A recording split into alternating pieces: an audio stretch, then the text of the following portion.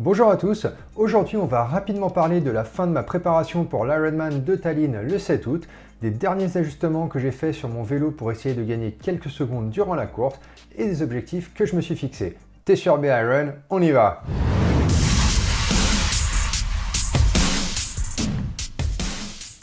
Donc voilà, on est samedi 31 juillet et ça fait en gros quasiment 2 ans que je n'ai pas participé à un triathlon format full distance depuis l'Embrunman le 15 août 2019 et là on se retrouve donc à une semaine de mon retour sur la distance Ironman.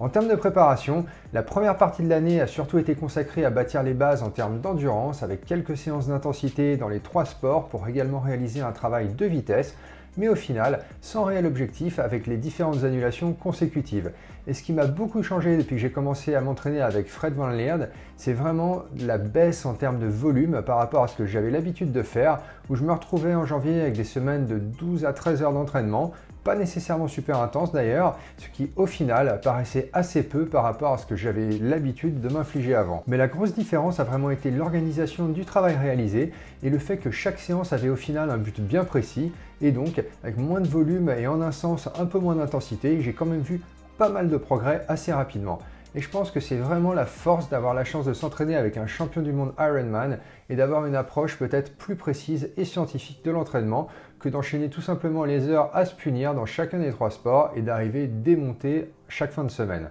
Donc au final, ça a été une progression assez linéaire sur quasiment 7 mois pour arriver aujourd'hui à environ 25 heures d'entraînement par semaine en incluant également les séances de renforcement et d'étirement comme vous pouvez d'ailleurs le voir sur ce graphique. Faute de pouvoir participer à un triathlon format Ironman qui avait un profil similaire à celui de Tallinn, c'est-à-dire super plat au final, je m'étais inscrit à la première édition du Half d'Embrun il y a 1 mois, d'ailleurs je vous mets en lien la vidéo pour ceux que ça intéresse, et si les conditions étaient assez difficiles et le parcours vélo et course à pied pas vraiment adapté pour mes capacités, ça a été un bon moyen de se remettre à la compétition, de retrouver certains automatismes et de faire des erreurs plutôt là que à Tallinn où au final il n'y avait absolument pas d'enjeu. Et donc autour du triathlon d'Embrun, j'ai également passé 15 jours dans les Alpes et récemment encore une semaine à Embrun, notamment à entraîner la puissance sur les vélos, sur des parcours assez difficiles, notamment à me taper plusieurs cols. Mais au final, même si ça n'a rien à voir avec le parcours de Tallinn, qui sera quasiment plat avec en gros 400 mètres de dénivelé sur les 180 km de la partie vélo, ça permet quand même de développer quelques watts en plus sur le vélo et aussi de pouvoir serrer les dents et tenir un peu plus lorsque ça viendra difficile. Donc maintenant, ça fait environ 3 jours que j'ai réellement réduit le volume d'entraînement, en gros à 10 jours de la course. Il me reste encore cet après-midi une sortie de 120 km en visant une moyenne de 35 km/h et après, le reste de la semaine devrait être assez relax et sera consacré à l'affûtage, histoire de récupérer de la fatigue accumulée, de faire le voyage vers Tallinn et de reconnaître tranquillement les parcours.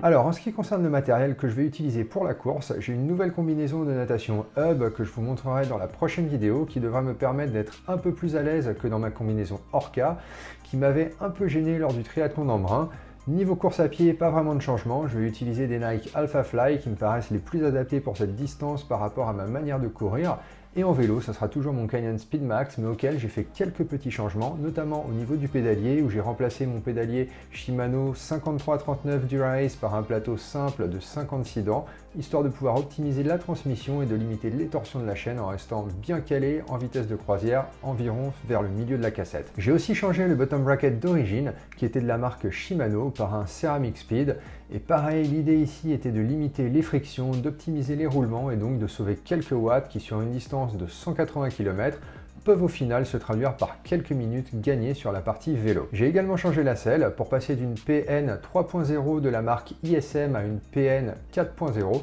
toujours de la même marque. Elles sont quasiment identiques, mais l'avantage de la 4.0 est qu'elle apporte un peu plus d'amorti et donc sera peut-être un peu plus confortable sur la distance Ironman.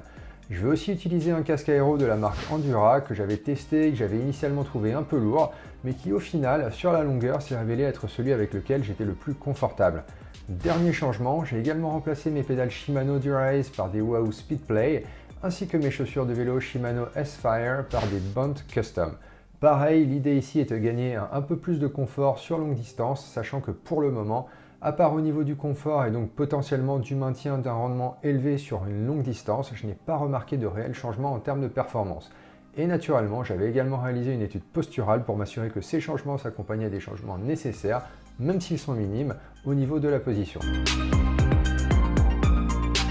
Bon, et donc maintenant, la partie que tout le monde attend, et vous avez été nombreux à m'écrire pour voir un petit peu quels étaient mes objectifs pour cet Ironman. En réalité, j'aime bien me fixer des objectifs qui seront très difficiles à atteindre parce que ça permet justement de trouver la motivation pour se dépasser et réaliser les choses que l'on aurait en temps normal vraiment eu du mal à faire. Donc d'abord, en termes de temps par segment, très clairement, la partie natation est mon point faible, donc je dirais que si j'arrive à sortir une natation en 1h05, je serais content. En dessous, ça serait top, et au-delà de 1h10, clairement, je serais un petit peu déçu, car ces derniers mois, j'ai vraiment passé beaucoup de temps dans la piscine à travailler la technique, l'endurance et la vitesse. Donc on va dire 1h05 pour la partie natation. Pour les transitions, je ne connais pas encore les distances à parcourir à chaque fois, mais je dirais entre 2 minutes 30 et 3 minutes maximum par transition. Il faut juste que ça aille vite, il n'y a pas de temps à perdre avec des transitions lentes, et clairement le temps que j'ai perdu en brun en T2 à chercher l'emplacement pour lâcher mon vélo m'a montré que repérer la zone de transition avant n'était pas un luxe. Ensuite, pour la partie vélo, clairement l'objectif n'est pas d'y aller en promenade.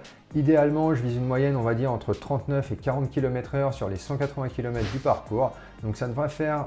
entre 4,35 et 4,40 en se laissant à peu près 5 minutes de marge. Et enfin, pour la course à pied, en réalité, c'est la partie qui dépend le plus de la forme du jour et de comment est-ce que la partie vélo a été gérée. Et donc, si j'arrive à sortir le marathon que je souhaite, je dirais entre 3h et 3h05 maximum. Donc au final, si je fais les calculs, ça devrait m'emmener tout juste sous les 9 heures de course. C'est vraiment l'objectif que je me suis fixé et je vais tout faire pour y arriver. Et naturellement, ce qui serait top, ça serait de réussir à choper un slot pour Kona, sachant en plus que 75 slots seront disponibles pendant cette course à la place de 40 initialement. Donc voilà pour aujourd'hui. Si vous allez là-bas et participer à la course, n'hésitez pas à me faire signe si on se croise. Bon courage à tous ceux qui ont une course prévue également le même week-end. Et nous, on se retrouve bientôt pour la vidéo du débrief après la course.